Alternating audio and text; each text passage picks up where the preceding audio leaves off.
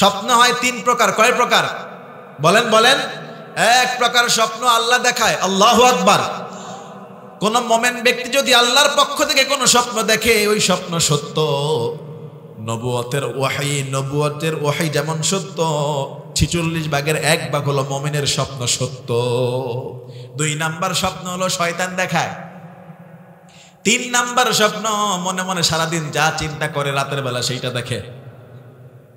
যেমন একজন মানুষ চিন্তা করে আগামীকালকে আমি গাজীপুর যাব, রাতের বেলা ঘুমের মধ্যে দেখে আগামীকাল হওয়ার আগে সে গাজীপুর চলে গেছে, কারণ সারাদিন মনের মধ্যে গাজীপুর আর গাজীপুর। ঠিক না ঠিক?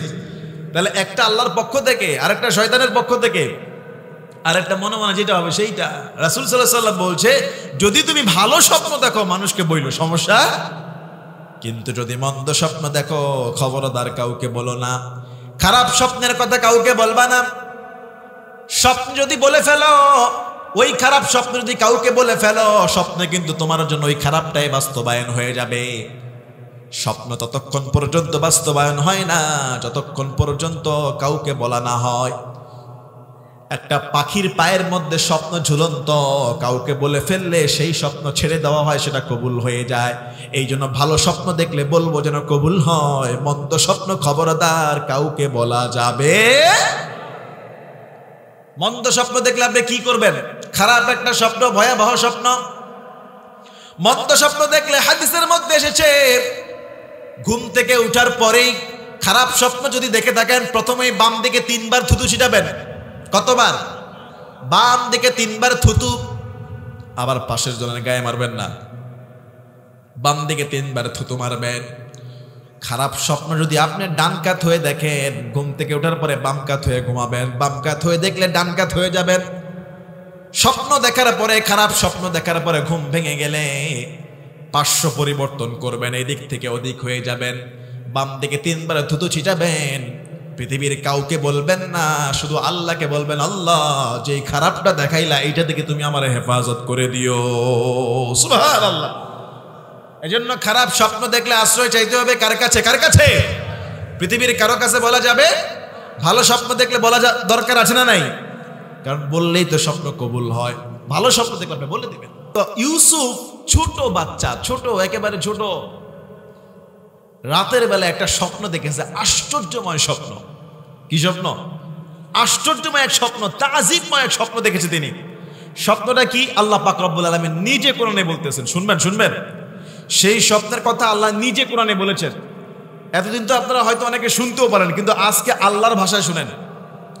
বলে আল্লাহর ভাষায় কি?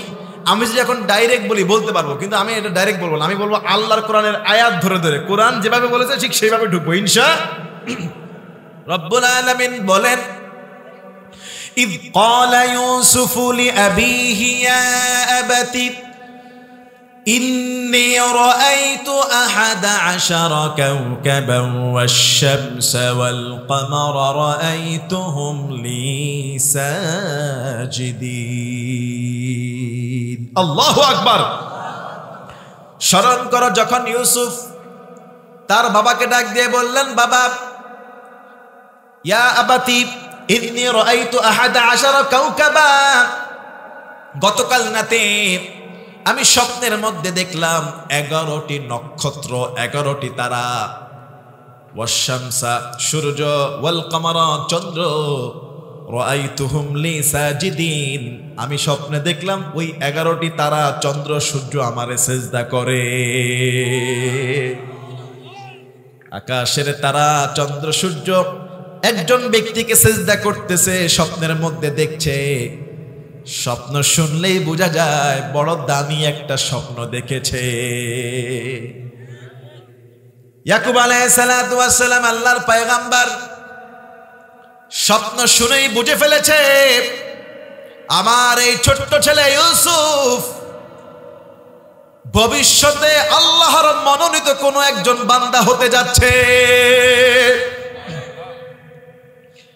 সঙ্গে সঙ্গে ইয়াকুব আলাইহিস সালাতু ওয়াস সালাম ইউসুফকে ডাক দিয়ে বলে, বাবা আমার কলিজার টুকরা, এমনি তোমাকে অনেক ভালোবাসি, বাকি 7 ভাই 10 ভাই এটা পছন্দ করে না। আর এই স্বপ্নের কথা যদি তারা শোনে, মনের ভিতরে তোমার প্রতি হিংসা আছে না নাই? আল্লাহর কোরআন বলছে, ক্বালা ইয়া বুনাইয়া, ইয়াকুব আলাইহিস সালাতু ওয়াস সালাম ইউসুফকে ডাক দিয়ে বলছে স্বপ্ন শোনার পরে, লা তাকসুসুর উয়াকা আলা ইখওয়াতিকা, খবরদার এই স্বপ্নের কথা বাকি ভাইদের কাছে প্রকাশ করা যাবে কেন? কেন? ফায়াকিদু লাকা কাইদা, তুমি যদি এই স্বপ্নের কথা ভাইদেরকে বলে দাও, তারা তোমার বিরুদ্ধে ষড়যন্ত্র করতে পারে। ইন্নাশ শাইতানা লিল ইনসানি আদুউম মুবিন, নিশ্চয় শয়তান মানুষের প্রকাশ্য দুশমন। হে আমার সন্তান, খবরদার এই স্বপ্নের কথা ভাইদেরকে বলা যাবে না। ইয়াকুব নবী বুঝতে পেরেছে এই সন্তান ভবিষ্যতে আল্লাহর নবী হয়ে যাবে। সুবহানাল্লাহ।